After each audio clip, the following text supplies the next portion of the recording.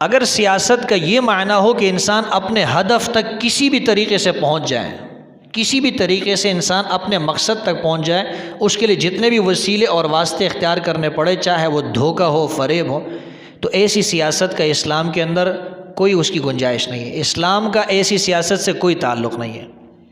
اور اگر سیاست کا یہ معنی ہو کہ اللہ کی جو مخلوق ہے، جو رعایا ہے، ان کے نظام کو سدھارنے کے لیے، ان کی حفاظت کے لیے، ان کی فلاح و بہبود کے لیے، ان کی ترقی کے لیے اور ان کی کامیابی اور کامرانی کے لیے اقدامات کیے جائے، اس کے لیے کوشش کی جائے، اگر سیاست کا یہ معنی ہے تو یہ اسلام کا حصہ ہے۔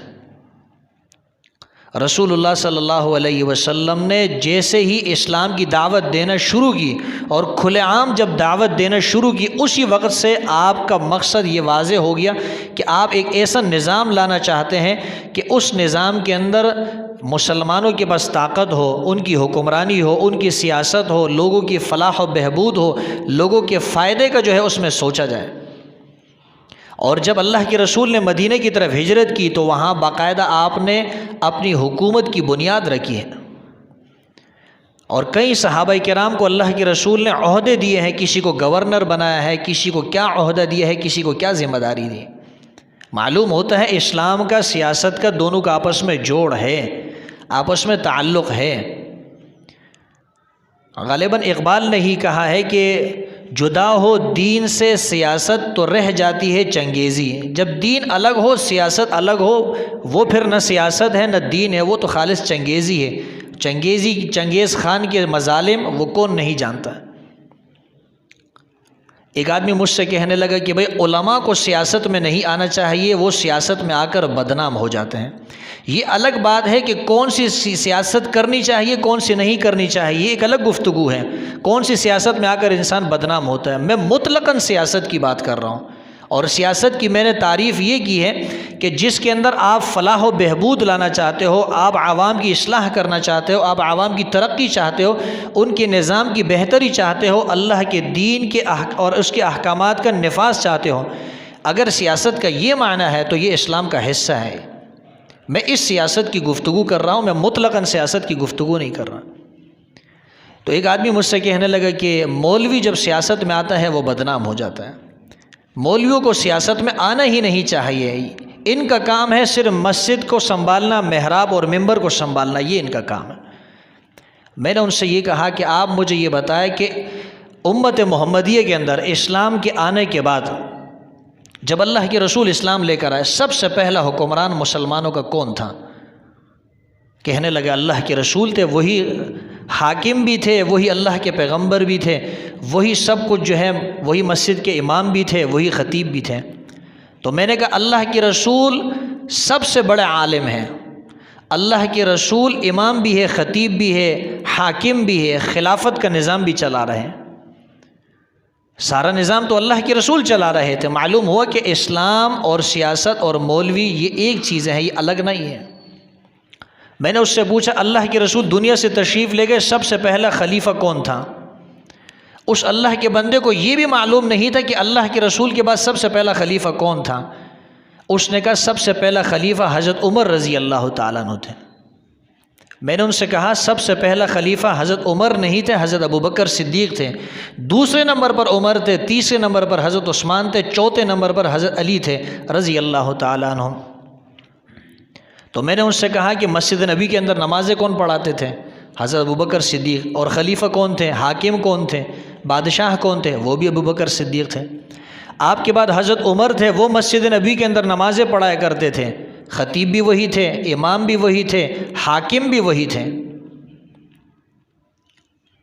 اور وہ مشہور واقعہ ہے کہ جب حضرت عمر رضی اللہ تعالیٰ عنہ کو شہید کیے گئے تو آپ فجر کی نماز پڑھا رہے تھے، فجر کی نماز کے دوران آپ کو شہید کیا گیا۔ اس سے معلوم ہوتا ہے کہ جو حاکم تھا وہی امام تھا، وہی خطیب تھا۔ تو یہ الگ الگ چیزیں نہیں ہیں۔ جب اس زمانے کے اندر ایک عالم، ایک مذہبی رہنما وہ حاکم بن سکتا ہے تو اس زمانے میں کیوں نہیں بن سکتا؟ اس زمانے میں بھی بن سکتا ہے۔ بات یہ ہے کہ ہم نے مولویوں کو خود بدنام کر دیا ہے، اور اگر ہم اس طرح مولویوں کو بدنام کریں گے، مدارس کو بدنام کریں گے، اور ہم علماء کے ساتھ تعاون نہیں کریں گے، مدارس کے ساتھ تعاون نہیں کریں گے، اگر یہ علماء سارے کے سارے مدارس چھوڑ کر یہ دنیا کی طرف آ جائے تو یہ بھی کام کاج کر سکتے ہیں.